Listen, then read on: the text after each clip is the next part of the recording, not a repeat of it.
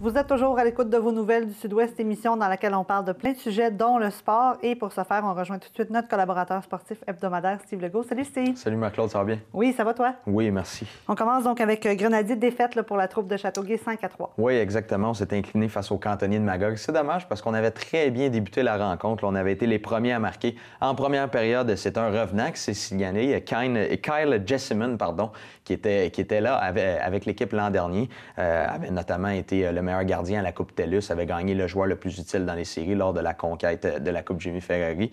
Donc, ça a été une bonne performance de sa part immédiatement. Au début du match, frustré plusieurs fois l'adversaire en première période. On a réussi à marquer le premier but du côté des Grenadiers en deuxième période en profitant de l'indiscipline de l'adversaire. Mais à partir de ce moment-là, on a pris le contrôle du côté de l'équipe de Félix Potvin, les cantonniers de Magog. On a pris les devants à 3-1 à un certain moment donné. C'était 3-2 après 40 minutes de jeu, Et puis, on s'est dirigé vers la victoire là, pour l'emporter 5-3 sans trop de difficulté en troisième période.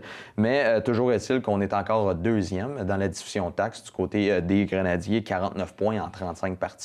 Donc, c'est quand même une belle récolte. C'est toujours une belle saison, malgré le fait qu'on perd un petit peu plus souvent ces temps-ci. Mais bon, on connaît tous des passages à vide. Là. Voilà, et on est encore en très bonne position. Oui, exactement. Il faut le dire. Pour le Canadien, ça va beaucoup moins bien. Autre défaite hier aux mains des Bruins de Boston, 4-1.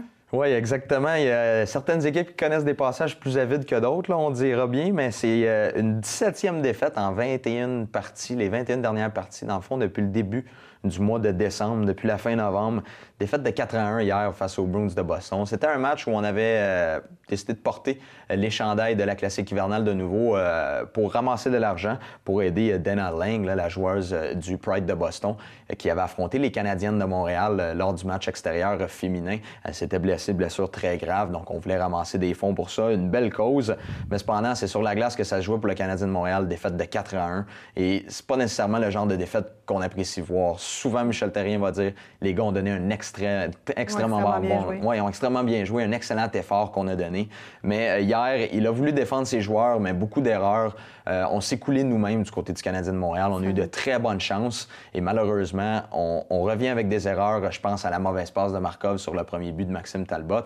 Je ne suis pas en train de pointer seulement Markov du doigt. Je suis entièrement d'accord avec Michel Therrien lorsqu'il dit qu'il a donné beaucoup aux Canadiens de Montréal au cours de sa carrière. C'est normal qu'à 37 ans, le corps suive un petit peu moins, mais toujours est-il qu'il ne peut pas prendre le même nombre de minutes que Piquet Souban prend. Donc, il va falloir séparer cette paire de défense-là. Ça pourrait être mieux pour le Canadien de Montréal. Surtout avec les prochains matchs qui s'en viennent, c'est le temps de revenir sur le chemin de la victoire. Là. Toronto, les Blue Jackets 2 fois. On joue ensuite au retour du match des étoiles contre Edmonton, contre Buffalo.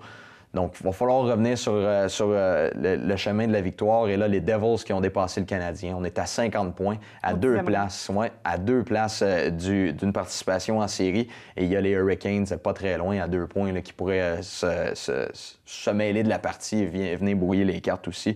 Donc, il va falloir faire attention. Il va falloir que le Canadien revienne rapidement sur le chemin de la victoire parce que c'est pas seulement Carey Price qui va régler les problèmes, c'est pas lui qui marque des buts. Voilà. Et on va surveiller également, on rappelle la date limite des transactions arrive, donc peut-être que Marc Bergevin tentera... Oui, bien, jusqu'à maintenant, on a été chercher John Scott au cours de la dernière semaine. C'est quelque chose qui a fait couler beaucoup d'encre.